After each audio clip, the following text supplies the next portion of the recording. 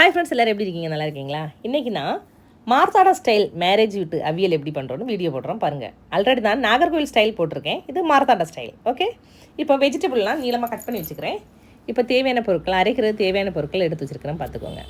இப்போ வானலில் கொஞ்சமாக கடுகு போட்டு கருவேப்பிலை போட்டுட்டு இந்த கட் பண்ணி வச்சுருக்கோம் தெரியுமா வெஜிடபிள், அதை எல்லாம் இதில் ஆட் பண்ணி நல்லா கொஞ்சமாக கிளறி விட்டுருவோம்.